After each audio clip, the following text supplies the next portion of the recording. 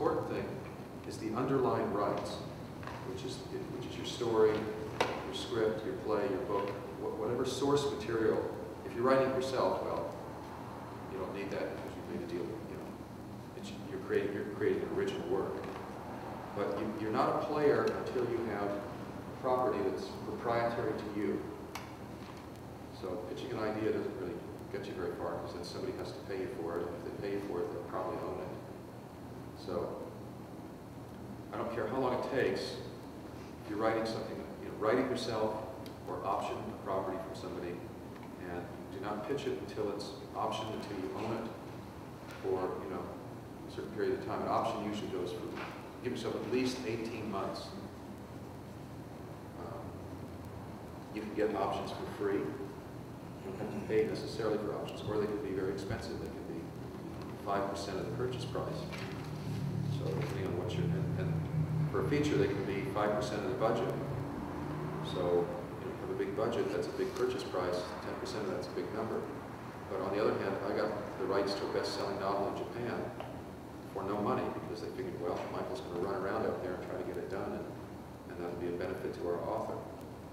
So this is a woman that represented Arthur Miller as well. So it was a big league, and I was thinking I was only 24. They believed in me enough to, and not only that, I needed more than 18 months, so I got another 18 months. So you got to ask for these things. Remember, there's always an exchange in any of these relationships that you have.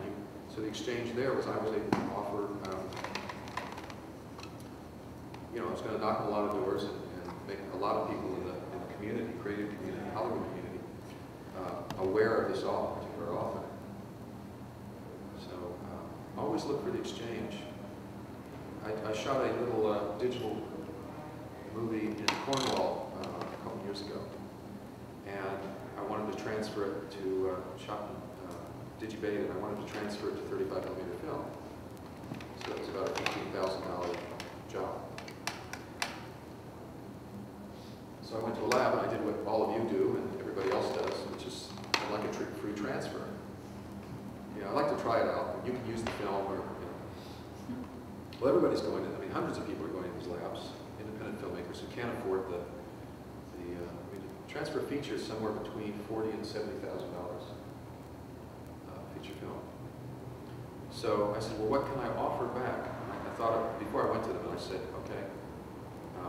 I said, I want a free transfer, but here's what I want to give you back. I'm not asking you really for free. I want to give you something back. So we gave them ads in the back of our digital filmmaking books. I wrote an article about the making of the film. It appeared in Videography magazine and Digital Cinema and another magazine, I think.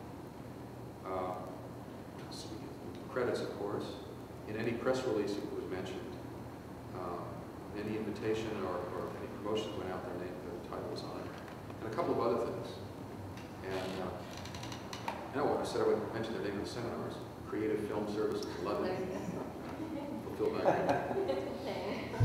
and they were just amazed by it. They were amazed that somebody actually thought about their needs, which is to promote their service, rather than just independent filmmakers saying, give me, give me, give me all the time. And so it worked out really well. They were just amazed at the fact that somebody thought of an exchange. Well, always think of an exchange. Whether you're asking for free pizza for your crew, or free marketing, or it's not free. What are you going to give them? So you have to take off your needy hat for a minute and put on their hat and try to be in their shoes, and try to understand what it is that how they might benefit.